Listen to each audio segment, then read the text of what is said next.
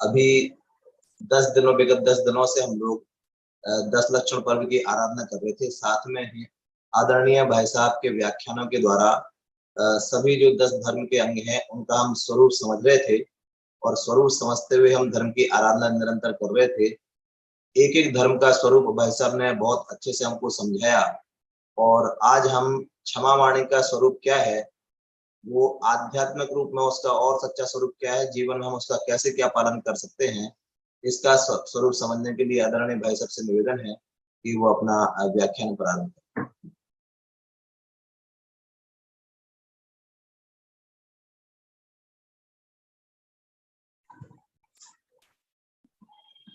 शुरू करें? हाँ जी भाई सर, आप बता देना कौन सा वो लगाना, मैं लगा दूंगा। हाँ। जीवम जीवम दौवम जीर्णवर वसहेण जेणणे दिक्ठम देविंद विंद वंदम वंदे तम सौवदा शिरसा वंदे तम सौवदा शिरसा।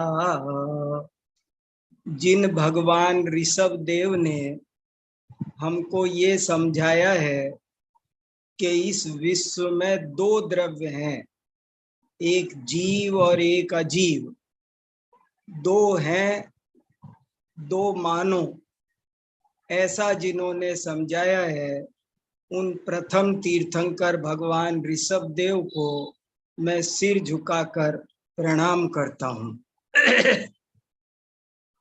हमारा आज का विषय है आध्यात्मिक क्षमावाणी। क्षमावाणी का एक पक्ष व्यावहारिक है। मैं आज का शीर्षक ये भी रख सकता था खाली क्षमावाणी, लेकिन मैंने जानबूझकर शीर्षक रखा है आध्यात्मिक क्षमावाणी। इसके पीछे बहुत मेरा खास अभिप्राय है, बहुत खास रहस्य है और मैं चाहता हूँ कि आप सबका उसकी तरफ ध्यान जाए। इसलिए मैंने इसका शीर्षक ही आध्यात्मिक क्षमावाणी रखा है। आप ऐसा समझ सकते हैं कि मैं क्षमावाणी पर दो व्याख्यान कर सकता हूँ, एक व्यावहारिक क्षमावाणी और एक आध्यात्मिक क्षमावाणी।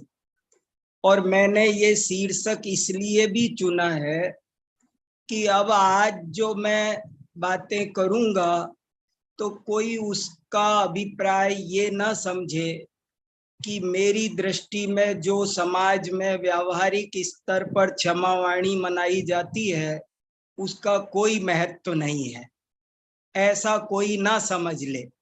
इसलिए मैंने जानबूझकर अपने हेडिंग में ही आध्यात्मिक शब्द डाला है, क्योंकि मैं ये मानता हूँ कि वो जो व्यावहारिक सामाजिक स्तर पर क्षमावाणी मनाई जाती है उसकी जितनी चर्चा होती है वो भी बहुत ज्यादा उपयोगी है, उससे भी बहुत धर्म की प्रभावना होती है।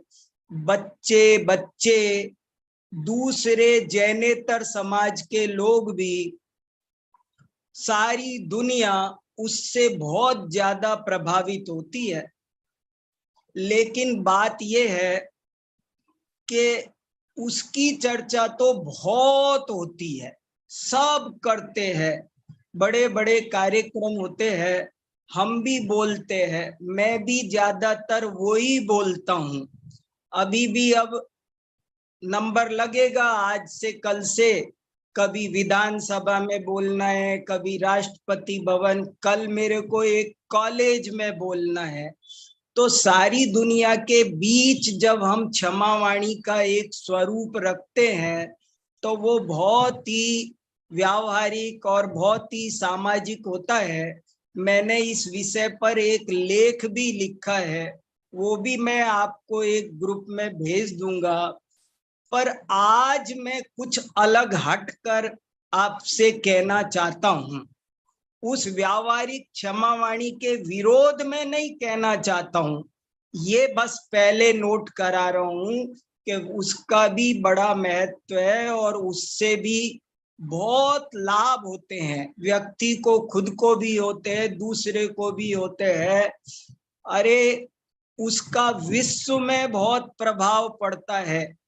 देखो ये एक पुस्तक है, एनसाइक्लोपीडिया है, ये विश्व कोश है। ये इस विश्व कोश में ऐसा लिखा है कि ईसा मसीह ने जो क्षमावाणी की बात सीखी थी वो जैन धर्म से सीखी थी। ईसा मसीह पालीताना में आए थे, जिसको वे लोग पैलेस्टाइन कह देते हैं, और उस पालीताना में आकर वे 40 दिन तक, पूरे भादो का महीना, भादो के महीने से भी 10 दिन पहले आ गए थे और पूरे भादो रहे थे, और 40 दिन वे पालीताना में जैन मुनियों के संग में रहे थे। और वहां उन्होंने उत्तम क्षमादि 10 धर्मों की जानकारी की, आराधना की, और उसी का ये प्रभाव था कि जब उनको सूली पर चढ़ाया गया तो उनके मुख से ऐसी बात निकली कि हे भगवान, इन्हें क्षमा करना, क्योंकि ये नहीं जानते कि ये क्या कर रहे हैं। ऐसे और भी बहुत सारी क्षमावाणी की व्यावहारिक बातें हैं जो आपने मुझसे भी सुनी होगी और लोगों से भी बहुत सुनी होगी, और मैंने लेख में भी लिखा है, वो भी आप पढ़ लेंगे। लेकिन क्षमावाणी का एक बहुत महत्वपूर्ण पक्ष है आध्यात्मिक, वो हमेशा अक्सर छूट जाता है। उसे सुनने की किसी को फुर्सत नहीं है, सभाओं में हमें कहने को मौका नहीं मिल पाता है। तो मैंने सोचा आज मैं अपने स्वाध्यायी, गहन स्वाध्यायी मित्रों के साथ में उस पक्ष की थोड़ी सी चर्चा करूं कि आध्यात्मिक दृष्टि से क्षमावाणी का क्या स्वरूप है, कैसी होती है क्षमावाणी। जरा जैन दर्शन की वास्तविक क्षमावाणी कैसी होती होगी, जैन मुनियों की क्षमावाणी कैसी होती होगी, 10 धर्मों की आराधना के बाद जो जीवन में प्रतिफलित होती है वो क्षमावाणी कैसी होती होगी, इस पर मैं आपको सोचने को थोड़ा सा विवश करना चाहता हूं। क्या मुनिराज ऐसे जने जने के पास जाकर जैसे हम करते हैं, ऐसे वे क्षमा मांगते होंगे सबसे कर करके? क्या ऐसा उसका कुछ स्वरूप होगा? तो क्या स्वरूप वास्तव में क्षमावाणी का होता है आध्यात्मिक दृष्टि से? हमको और आपको क्या करना चाहिए आज के दिन? मैं बहुत सोच रहा हूं कि आध्यात्मिक दृष्टि से क्षमावाणी कैसी होती है, और हम और आप आज क्या करें, कैसे मनाएं। देखो इतना तो तय हो रहा है कि क्षमावाणी के दिन हम अपनी गलती को ठीक करते हैं, अपने अपराधों को छोड़ते हैं, अपने दोषों को स्वीकार करते हैं, उनको छोड़ते हैं। ये इसकी बेसिक कंसेप्ट है। क्षमावाणी की मूल अवधारणा है कि आज के दिन अपनी गलती को जाना जाए, स्वीकार किया जाए और उसको छोड़ा जाए। गलती के अनेक पर्यायवाची है, गलती कहो, अपराध कहो, दोष कहो, ये उसके पर्यायवाची हैं। मैं बस यहीं पर आप सबका ध्यान आकर्षित करना चाहता हूं कि आज जैन दर्शन के आलोक में हम ये विचार करें शांति से कि वास्तव में गलती कहते किसे हैं। बस यहीं पर सारा दारो मदार है। और मैं इसी बात पर आपसे विचार करने का निवेदन करना चाहता हूं कि गलती माने क्या, दोष माने क्या। आचार्य समंत भद्र स्वामी ने सैकड़ों जगह ऐसा लिखा है, स्वदोष शांत्या विहितात्म शांति। उनके 600-700 श्लोक हैं और उनमें से कम 50-60 श्लोक में एक शब्द आता है कि अपने दोषों को छोड़ो। सारे तीर्थंकरों की स्तुति में आया कि हे भगवान, आप इसलिए महान हो कि आपने अपने दोषों का त्याग कर दिया। तो दोष माने क्या, गलती माने क्या, अपराध माने क्या। पहले अभी हम ये शुरू कर देते हैं कि मैं अपनी गलतियों के लिए क्षमा चाहता हूं, लेकिन गलती माने क्या और मैंने क्या क्या गलती की है, इस पर हमारा पहले बेसिक चिंतन होना चाहिए ना कि गलती माने क्या, किसको दोष कहते हैं, अपराध किसे कहते हैं। इस बात की ओर हमारा ध्यान नहीं जाता है। अरे आध्यात्मिक दृष्टि से देखा जाए, आध्यात्मिक क्या, परमार्थ दृष्टि से, दार्शनिक दृष्टि से देखा जाए तो भी गलती, दोष, अपराध ये शब्द बहुत ज्यादा अर्थ गर्भित हैं और इनका अर्थ हमको आज सोचना। जब हम गलती ही सही नहीं जानेंगे तो हम गलती छोड़ेंगे कैसे। तो देखो, अपराध, गलती या दोष का क्या मीनिंग होता है। मैं आपको श्रेष्ठ आध्यात्मिक ग्रंथ समय सार की 304 नंबर की गाथा है, मोक्ष अधिकार में आई है, वो दिखाना चाहता हूं। समय सार आध्यात्मिक ग्रंथों का शिरोमणि, अध्यात्म विद्या का शिरोमणि, और उसमें मोक्ष अधिकार में 304 नंबर की गाथा में अपराध, और ये 304 में नहीं, कम से कम इसके आगे पीछे 5-6 गाथाओं में अपराध शब्द आया है, उसका अर्थ आया है। आप यदि उसको आगे पीछे शांति से पढ़ेंगे तो कई कलश आए हैं, बहुत सुंदर सुंदर टीकाएं हैं, पढ़ने लायक टॉपिक है। इसको पढ़े बिना हम ये नहीं समझेंगे कि अपराध माने क्या, और जब अपराध माने क्या ये नहीं समझेंगे तो अपराध को छोड़ेंगे कैसे। देखो इसमें लिखा है, संसिद्धिराद सिद्धम साधियमाराधियम चयेयट्ठम अवगदरादो जो खलु चेदासो दियवरादो। अपराध किसे कहते हैं, राध माने आत्मा। देखो ये भी एक बहुत महत्वपूर्ण बात है, राध माने आत्मा। राधा राधा कहते हैं ना, राधा राधा जपो, राधा जपो माने क्या होता है, अरे राधा माने आत्मा, किसी को ध्यान नहीं है। राधा माने आत्मा, राध पुल्लिंग में कहो तो राध, स्त्रीलिंग में वही शब्द हो गया राधा। तो राध माने आत्मा, और जो आत्मा से अपगत हो जाए, च्युत हो जाए, भ्रष्ट हो जाए, उसका नाम अपराध। आत्मा में लीन होना, इसका नाम है राध। संसिद्धि, राध, सिद्धि, साधना, आराधना, ये सब एकार्थवाचक हैं। और जो इनसे च्युत हो जाता है, रहित हो जाता है, बस वही आत्मा अपराधी है। तो अपराध का मीनिंग समझो, हम अपनी आत्मा से हमारा ध्यान हटता है और परद्रव्य की ओर हमारा ध्यान जाता है, बस सबसे बड़ा अपराध ये है। मैं ये कहना चाहता हूं, इस विषय पर हम किस दिन सोचेंगे, इस दिशा में हमारा चिंतन कब चलेगा।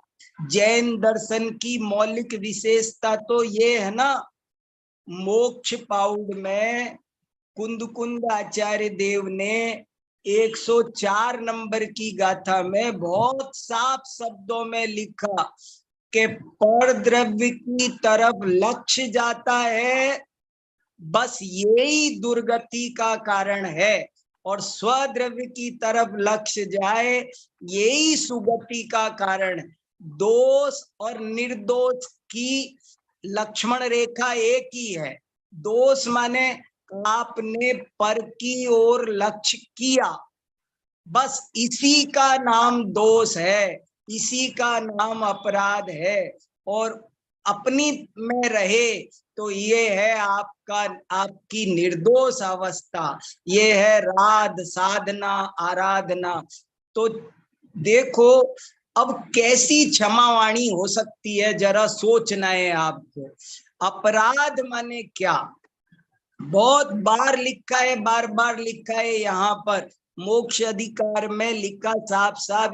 ये जो आपको दिखाई इसकी टीका में लिखा है, परद्रव्य परिहारेण शुद्धस्य आत्मन सिद्धि साधनम व राधा अपगतो राधा। देखो आपके स्क्रीन पर लगा हुआ है कि परद्रव्य का से बिल्कुल लक्ष्य हटाकर अपने शुद्धात्मा की तरफ अपना लक्ष्य ले जाओ तो मन गई क्षमावाणी, तब आप निरपराध हो।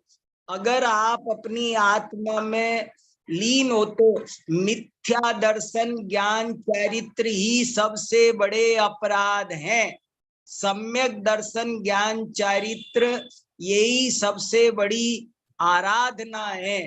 तो ये एक बहुत गहरी बात है जिसकी ओर प्राय हमारा ध्यान जाता नहीं है।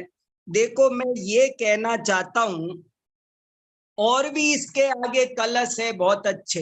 देखो एक और कलश 187 की एक लाइन और दिखाता हूं आपको, बहुत अच्छी, बहुत बढ़िया कलश है। आप शांति से देखो। अनवरत मनन, ये भी आपकी स्क्रीन पर लगा हुआ है, देखो। अनवरत मनन्तैर् बध्यते सापराध प्रसति निरपराधो बंधनम नैव जातु नियतमयमशुद्धम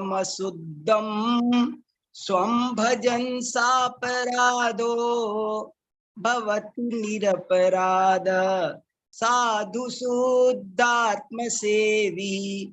कौन अपराधी है और कौन निरपराध है, ये क्रांतिकारी परिभाषा है। संसार में सुनने नहीं मिलेगी आपको। लाखों करोड़ों लोगों के बीच चले जाना, कोई आपको ये परिभाषा नहीं बताएगा, लेकिन जैन दर्शन की ये बुनियादी मान्यता है।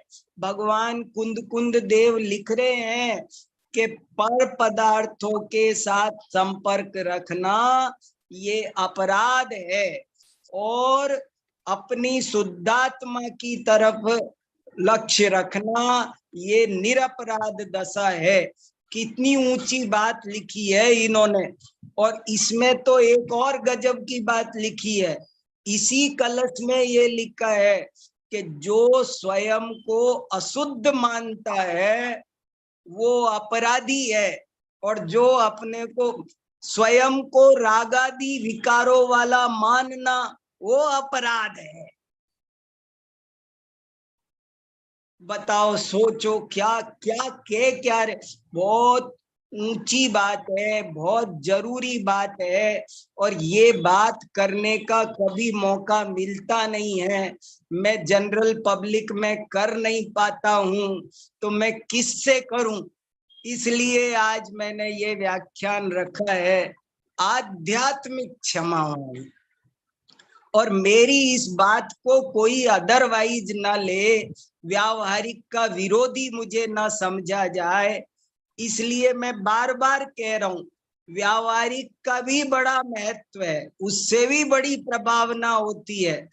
फॉर्मेलिटी को ही सही, बच्चे बच्चे में बहुत उसका संस्कार डलता है, जो कुछ नहीं जानते वे भी बहुत प्रभावित होते हैं, इसलिए मुझे उसका विरोधी ना समझा जाए।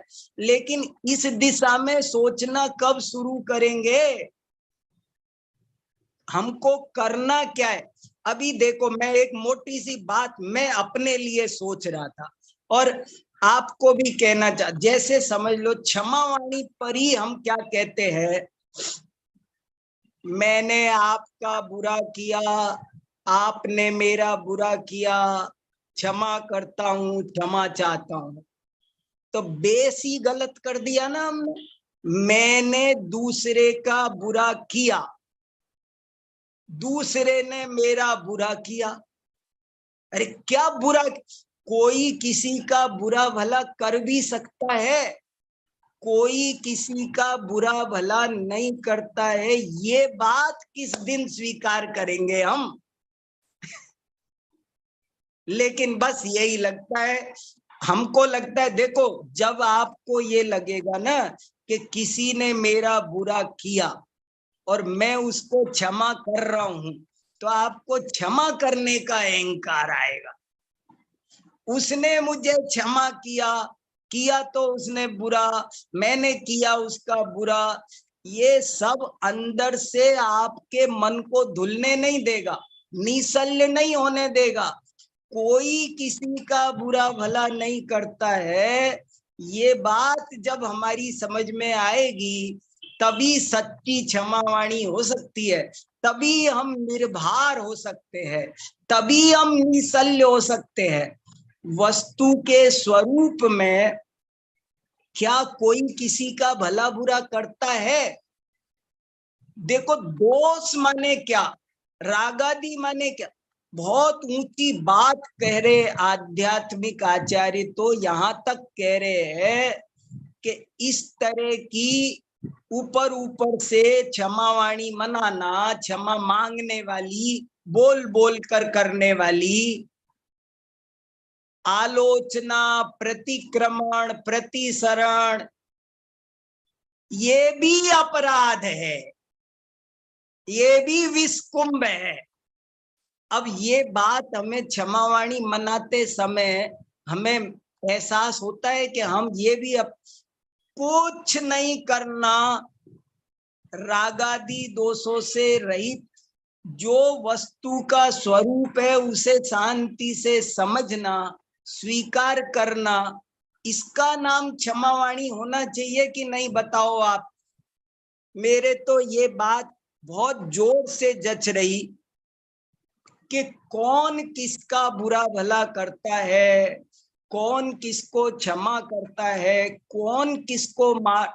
सर्वं सदैव नियतं भवति स्वकीय कर्मोदयान मरण जीवित दुख सौख्यम अज्ञान में तदिह यत्तु परः परस्य कुर्यात् पुमान् मरण जीवित दुख सौख्यम।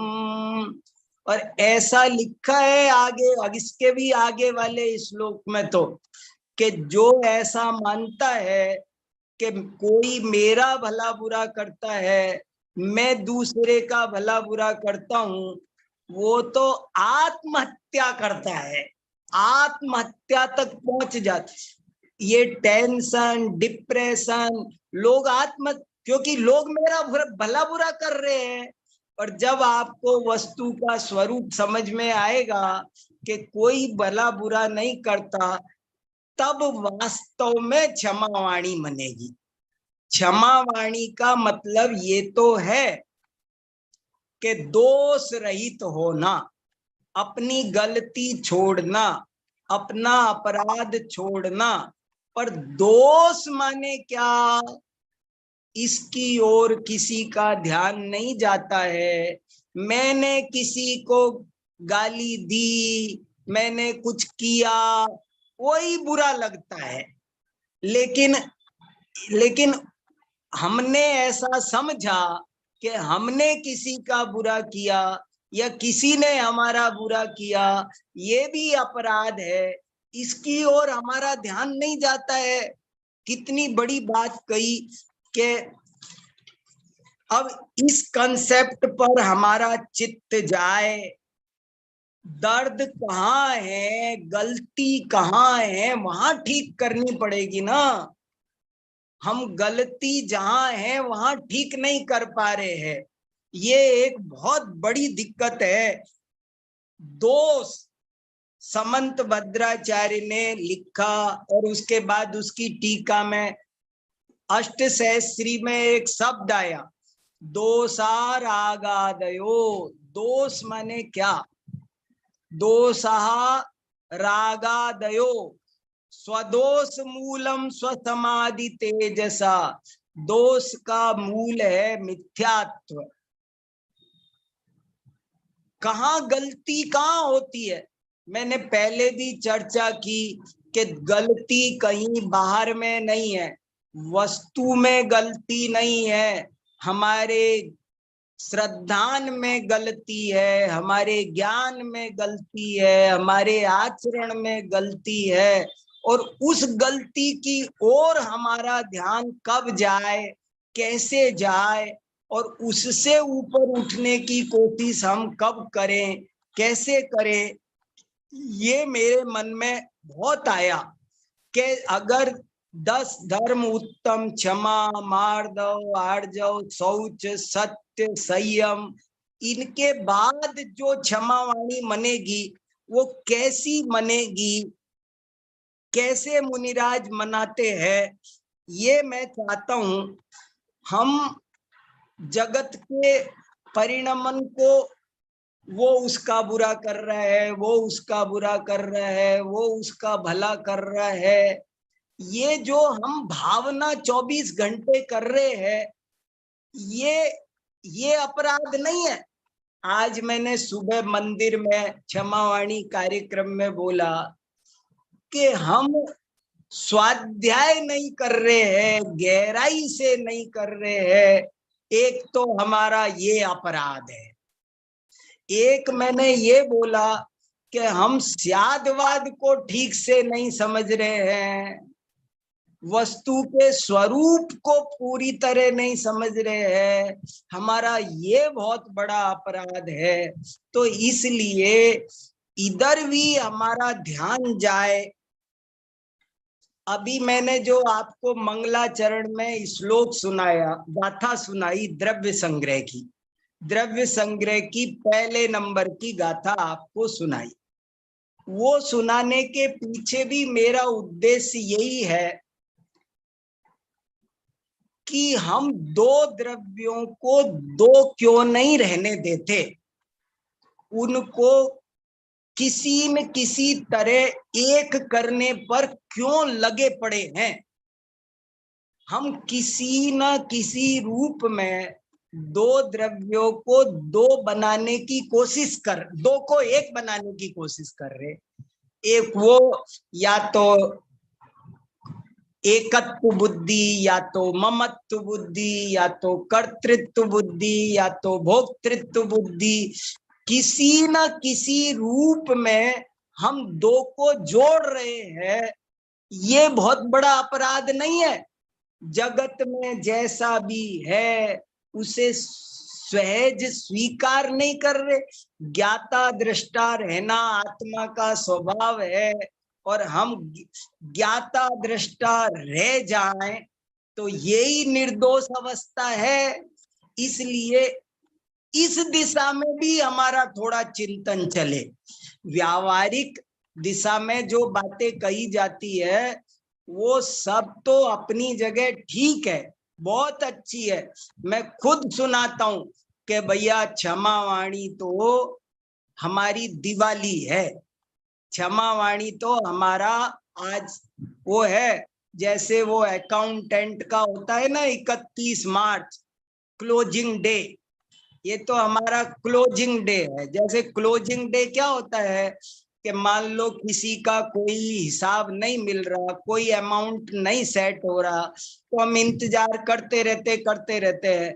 लेकिन जब 31 मार्च को खाता बंद करते हैं तो और कुछ नहीं तो बट्टे खाते में डाल डूल करके खत्म करते हैं, लेकिन इससे ज्यादा नहीं खींचते।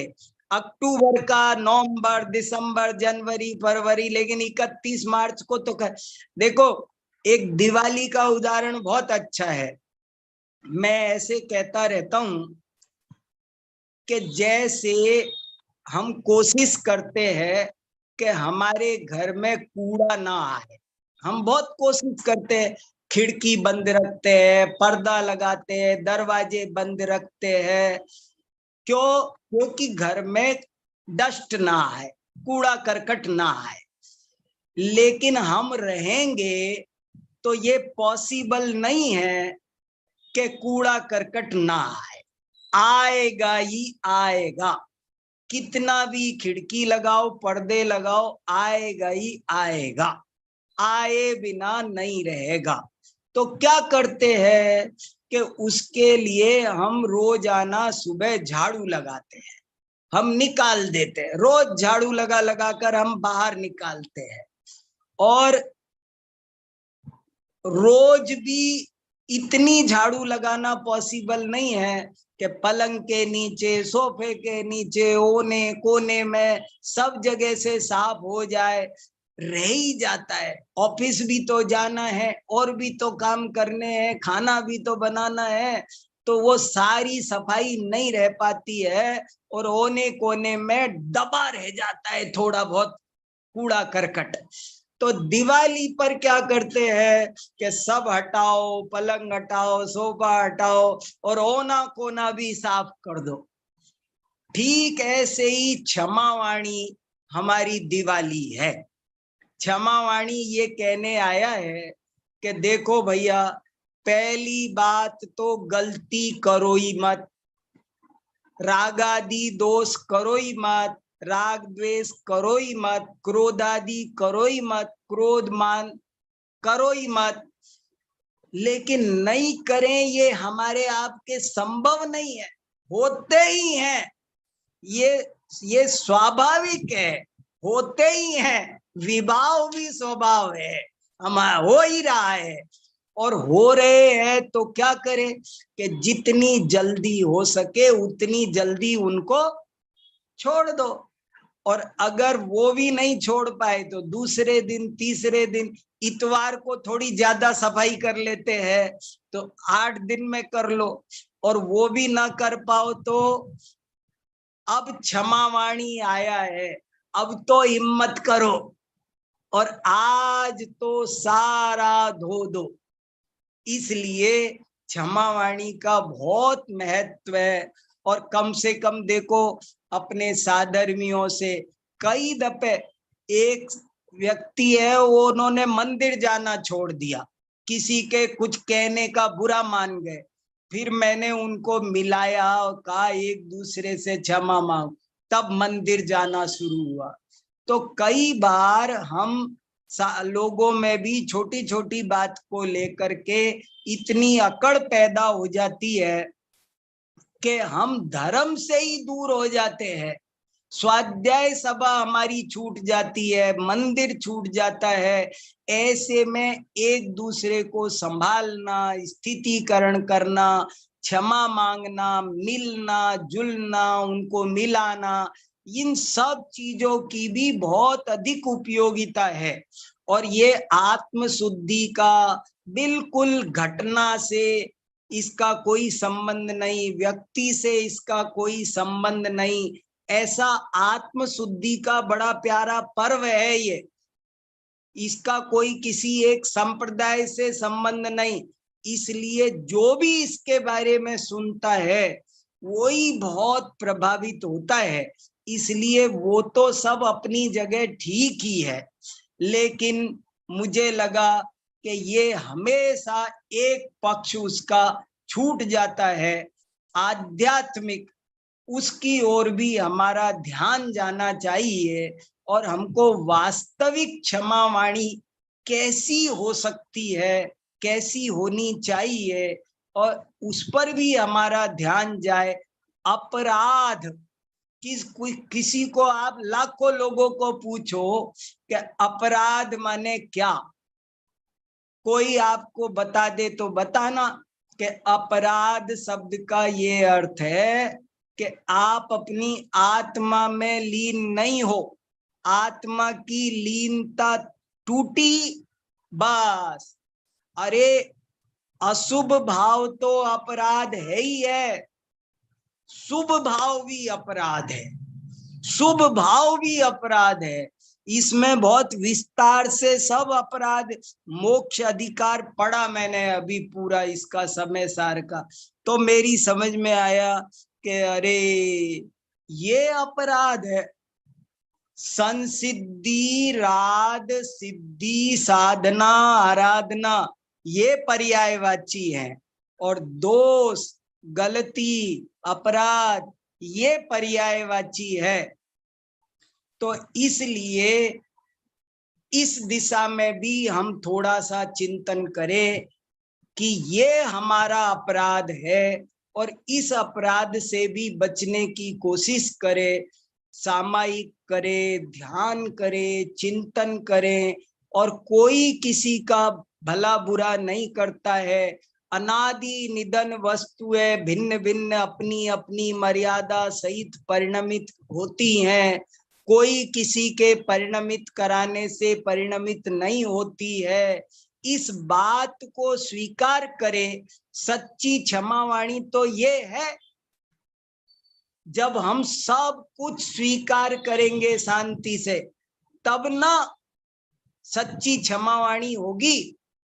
इसलिए अपने दोषों को सही रूप में पहचानना, उनको पूरा पूरा पहचानना, उनको स्वीकार करना और उनको छोड़ने का उद्यम करना, ये वास्तविक क्षमावाणी है।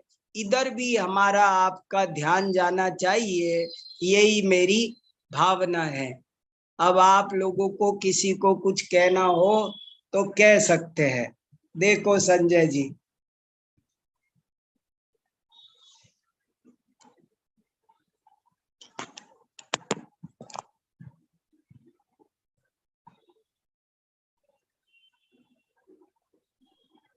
हाँ, आज हमने बहुत बढ़िया व्याख्यान के माध्यम से सर्वप्रथम तो अपराध की परिभाषा समझी कि आत्मा में लीन नहीं होना, यही सबसे बड़ा अपराध है। शुभाशुभ भावों का होना अपराध है, पर की ओर हमारा लक्ष्य जा रहा है अपराध है। कोई हमारा भला बुरा करता है, ये अपराध है। और ये अपराध क्यों हो रहा है कि हम स्वाध्याय नहीं कर रहे हैं, तो हमसे ये ऐसे सारे अपराध हो रहे हैं। अगर हम स्वाध्याय करें तो इन अपराधों से बचा जा सकता है। और सच्ची आराधना तो सम्यक दर्शन ज्ञान चारित्र, ये सच्ची आराधना है। हमने इस प्रकार से बहुत बढ़िया क्षमावाणी का स्वरूप समझा, और इसको समझ करके हम इसको जीवन में अपनाएं। अभी कोई कुछ कहना चाहता है तो हाँ, जिनवाणी स्तुति करते हैं। जा वाणी के ज्ञान ते सूझे लोकालोक, सो वाणी मस्तक नमो सदा देत हूँ लोक। जिनवाणी माता की जय।